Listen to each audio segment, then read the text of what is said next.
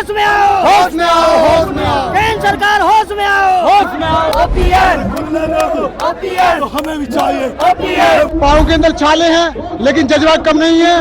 OPS जब तक नहीं मिलेगी तब तक असल नहीं बैठेंगे हम लोग। धनखड़ साहब 3 पेंशन ले रहे हैं। गरीब आदमी है क्या, भूखे आदमी है क्या?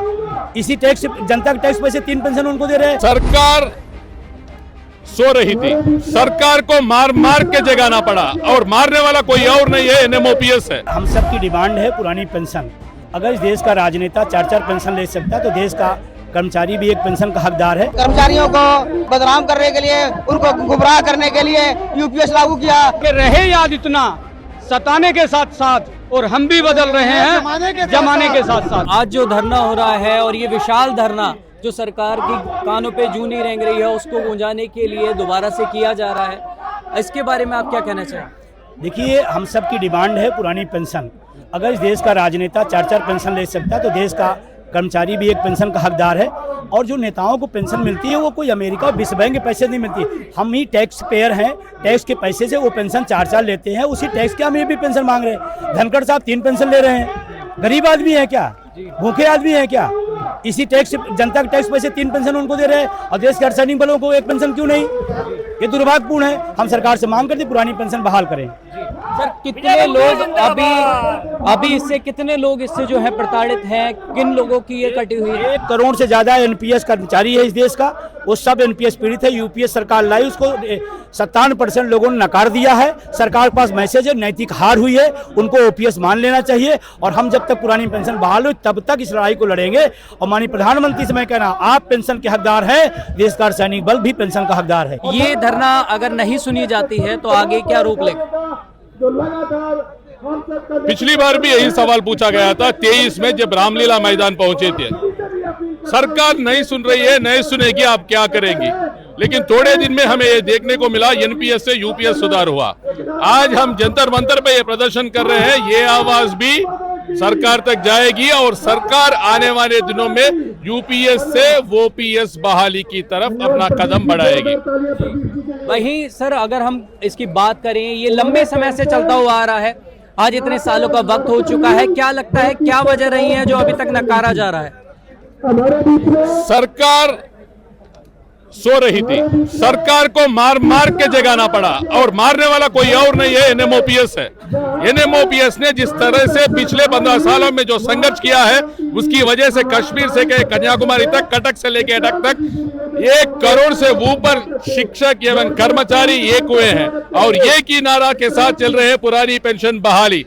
गवर्नमेंट और सरकार जो सुनती है, थोड़ा लेट सुनती है पर सुनती है जरूर। और हमें भी ये यकीन है कि हम सुना के ही छोड़ेंगे। देखिए, मैं नरसिंह कुमार, राष्ट्रीय अध्यक्ष इंडियन रेलवे एम्प्लॉइज फेडरेशन और महासचिव नॉर्दर्न रेलवे एम्प्लॉइज यूनियन। आज का जो ये आंदोलन हो रहा है ये आज से नहीं है। ये हमने जब संगठन बनाया था, जब 2004 में एनपीएस लागू हुआ था, हम लोगों ने 2012 से ही इसके खिलाफ आंदोलन करना शुरू कर दिया।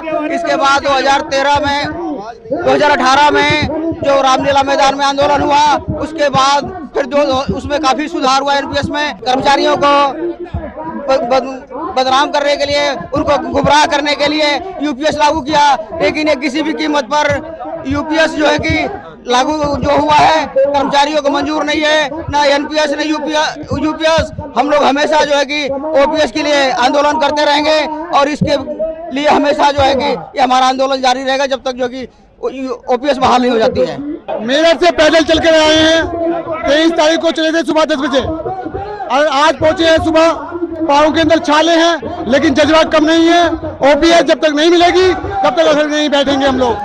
पूरी पुरानी पेंशन के लिए चाहे कुछ भी करना पड़े हमें, हम लेके रहेंगे पुरानी पेंशन। विजय कुमार बंधु जी के नेतृत्व में 23 में चले थे, 25 को पहुंचे हैं। बाकी कविंदर खारी जी बताएंगे हमारे। कविंदर खारी जी बताइए। मेरा नाम कविंदर खारी, जिला मंडल महामंत्री अटेवा मेरठ मंडल। पुरानी पेंशन की लड़ाई को लेकर के जो आदरणीय विजय कुमार बंधु ने पुरानी पेंशन की लड़ाई, जो कर्मचारी की ही लड़ाई नहीं, वो प्रत्येक देश के बेरोजगार युवा, मातृ शक्ति और बुजुर्गों की भी लड़ाई है।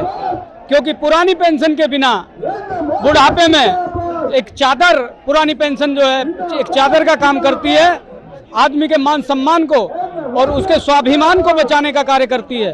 उसको लेकर के जो आंदोलन की नींव आदरणीय विजय कुमार बंधु जी ने रखी है, उसको लेकर के एक मैसेज देने के लिए, एक जागृति लाने के लिए हमने 23 नवंबर को मेरठ की क्रांतिकारी भूमि से सुबह 11 बजे पुरानी पेंशन पद यात्रा दिल्ली के लिए शुरू की थी, जो आज सुबह 8 बजे जंतर मंतर पहुंची। और हम लोग जब तक ये पुरानी पेंशन बहाल नहीं हो जाएगी, चाहे इसके लिए हमें कोई भी बलिदान क्यों ना देना पड़े, वो बलिदान हम देंगे। और सरकार को आपके माध्यम से एक मैसेज देना चाहते हैं, 2 बात लाइन के माध्यम से, कि रहे याद इतना सताने के साथ साथ, और हम भी बदल रहे हैं जमाने के साथ साथ। आप देख रहे हैं नेट्रिक न्यूज, साहस सच कहने का।